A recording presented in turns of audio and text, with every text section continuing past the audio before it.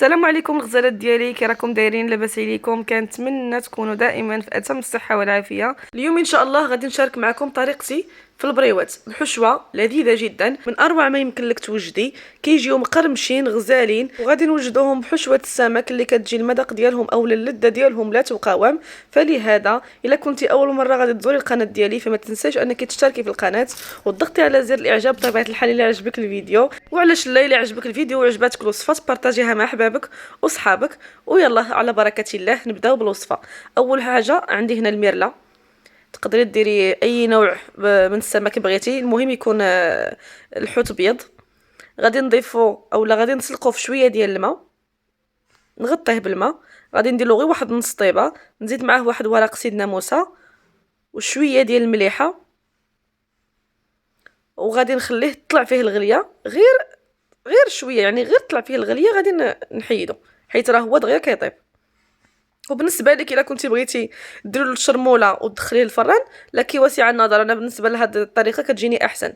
عندي واحد شويه ما بين القزبر والمعدنوس، 8 ديال 4 ديال المعالق هكاك ديال القزبر والمعدنوس. غادي نقرضهم، ماشي ضروري نقرضهم رقاقين بزاف، غادي نقرضهم بهاد الطريقه هذه. وغادي نضيفهم في الخلاط الكهربائي في الكاس اللي غادي نطحن فيه. وغادي نزيد فيه فصوص الثوم. الا كانوا عندك حبات كبار ديري 4 د الحبات، انا عندي صغار.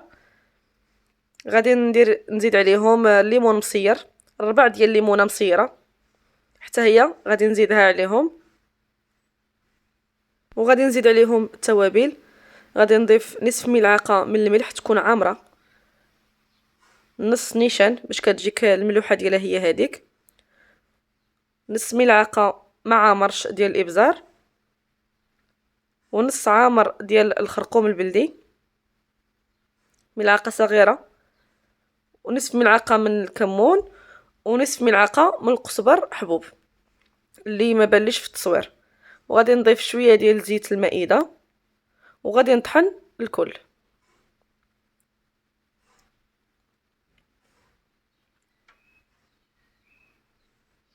هاد الشرموله تقدري تشرملي بها اي نوع من ديال الحوت درتيه. اي حوت درتيه غتبقاي تهزي منه وغادي تقلي منه، كتجي لذيذه بزاف. وبطبيعه الحال الا كنتي بغيتي تزيدي في هاد الشرموله هادي هاد العطريه وهاد المزيج اللي درنا، بغيتي تزيدي معاه كنور ديال الحوت، لكن الاختيار. انا ما ضفتوش اليوم. عندي واحد 500 غرام من الغامبه صافي. وغادي نزيد عليها شرموله اللي طحناها من قبل. غادي نخلي غير واحد المعلقه كبيره باش نزيدها في الحوت اللي خليناه كيتسلق. صافي غادي نديروها فوق النار تشحر. كيف ما كتعرفوا بان غامبه دغيا كطيب، يعني الطياب ديالها دغيا كتديها وتجيبيها. من بعد ما قبل ما نديوها الطيب عفوا غادي ندير نكون مرقده الشعريه الصينيه في الماء يكون غليان مع واحد ورق سيدنا موسى وشويه ديال المليحه. بغيتي كنتي مزروبه فيها غتطلعي فيها الغليه، انا خليتها ترقد على ما نوجد الحشوه. من بعد ما درناها تقلى وزدنا عليها شويه ديال زيت العود، غادي نحركوا هكا المكونات وغادي نخليوها تقلى. وغادي نزيدوا عليها واحد ملعقه كبيره من عصير الليمون الحامض، غير واحد المعلقه كبيره باش كتوازي لنا دوك الذوق ديال الملوحه مع الحموضه، كتعطي هذاك اللوغو زوين. صافي غادي نخليوها غير تقلى واحد شويه، نديوها ونجيبوها من بعد راها كتكون وجدات.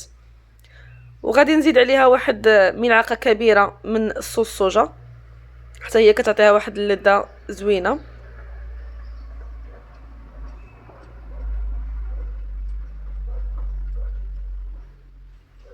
صافي من بعد ما تقلات غادي نحيدوها وغادي نرجعوا نقيو هذاك الميرله اللي كنا حطيناها تسلق. كنصفيوها من الماء وكنقيوها. هي ما كيكونش فيها الشوك بزاف، يعني ما كتكونش فيها بزاف، يعني كنقيوها غير من دوك الجوانب دوك الزوائد وصافي اللي كيكونوا فيها.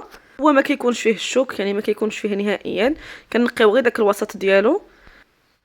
صافي غادي نقيو هكا كما كتشوفوا الجوانب، غادي نفرتكوهم هكا. راه دغيا كطيب، يعني ما تفوتوهاش في الطياب، غير طلع فيها كما قلت لكم الغليه. صافي كتصفيوها وكتنقيوها. غادي نقيوها كامله بهذه الطريقه هذه. انا درت هنا واحد الميرله يعني وحده كبيره، نتوما لكم الاختيار، تقدروا تزيدوا تقدروا تنقصوا. انا هذه الحبه هذه راها عندي كبيره، قطعتها وخليتها تسلق. نتوما الا كانوا عندكم حبات صغار ديروا جوج ولا ثلاثه ولا على حسب. من الاحسن ما تاخذوش الميرله صغيره لان كيكون فيها دوك الشوك وكيكون فيها ما كتكونش مهبره بزاف. صافي غادي نديرها في مقلاة وغنزيد عليها هذيك الشرموله اللي بقات لينا وغادي نضيفها حتى هي باش تقلى. غادي نزيد عليها شويه ديال زيت العود حتى هي دغيا، اصلا هي راها طايبه دغيا غادي تقلى، غير ندخل فيها هذيك الشرموله. صافي غادي نديها ونجيبها وغادي نحيدها من على النار.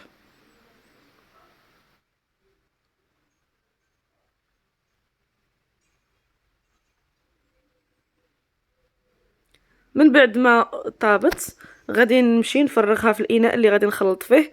راني حطيت فيه الغامبه وزدت فيه الحشوه ديال السمك اللي طيبنا، وغادي نزيد فيه الشعريه الصينيه اللي كنكونوا رقدناها من قبل وكنكونوا مقطعينها طريفات صغار، وغادي نخلطوا المكونات مع بعضياتها.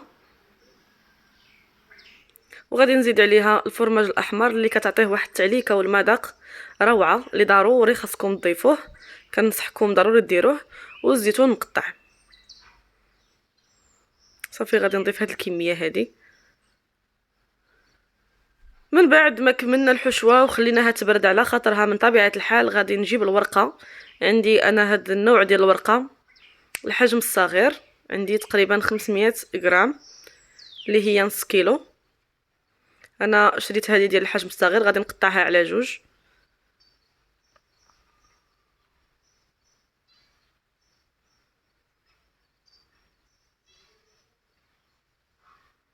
غادي نحلها وغادي نديرها تحت بلاستيك غذائي ضروري باش ما كتيبش وما كتنشفش.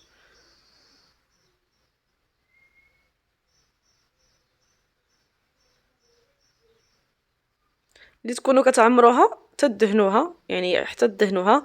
البلاصه اللي كتكون حرشه ديروها من الفوق، والبلاصه اللي كتكون رطبه في الورقه غادي ديروها من التحت. غادي تدهنوها بالزيت ومن بعد عاد تعمروها باش كتجيكم مقرمشه. انا ما غاديش ندهنها كما كتشوفوا، انا راه عندي مزيته يعني مدهونه مزيان. غادي نخليها هكا وانتوما غادي كما قلت لكم غادي ديروا الجهه اللي حرشه من الفوق ورطبه من التحت.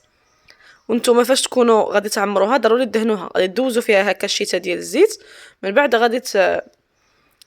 غادي تعمروها باش كتعطيكم ديك القرمشه ملي كطيب. المهم كما كتشوفوا ضفنا كميه من الشعريه الصينيه والجنب رديته عندي هنايا، وغادي نعاود نديه لهيه وغادي نبقى نصاوب هكا الجوانب. من بعد غادي نعاود نجيبو لعندي لهنا. هذه هي الطريقه.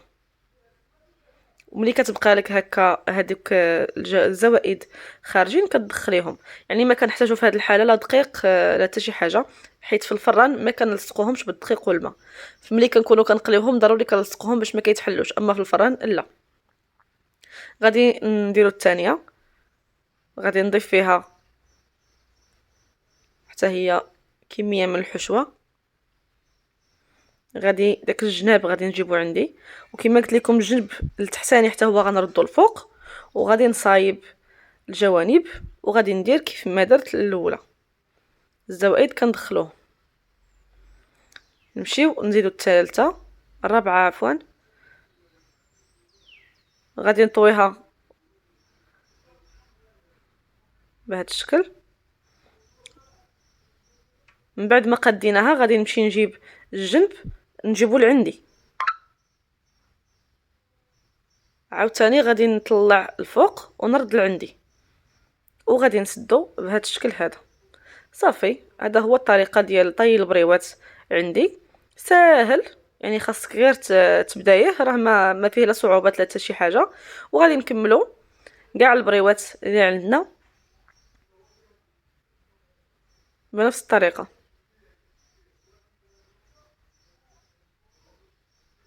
كنتمنى يكون كلشي واضح.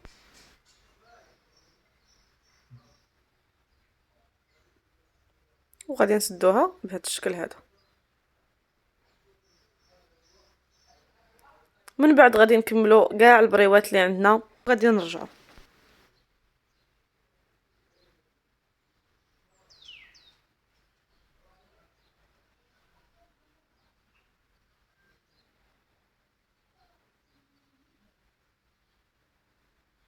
ومن بعد ما كملناهم غادي نجيبو شويه ديال الزيت، غادي نزيد ندهنهم من الفوق. انا الزيت درت فيه شويه ديال الملون الاصفر، يعني غير شويه ملون غذائي اصفر. يعني غير باش تعطينا داك اللون ملي يطيبوا. غادي ندهنهم بهذه الطريقه هذه، وغادي ندخلهم يطيبوا على درجه حراره متوسطه حتى يتحمروا ويتقرمشوا بهذه الطريقه هذه. هذيك الساعات كنقدموهم بالصحه والراحه. التقرميشه ديالهم كتجي يا سلام كتشهي، والبنه لا تقاوم. جربوهم، راهم بالفعل يستحقون التجربه صراحه، كيجيو لذاذ وهادو كيبقاو معتمدين عندي. فكنتمنى ان هذا الفيديو يكون نال الاعجاب ديالكم. الى فيديو اخر، ودمتم دائما في رعايه الله وحفظه. مع السلامه.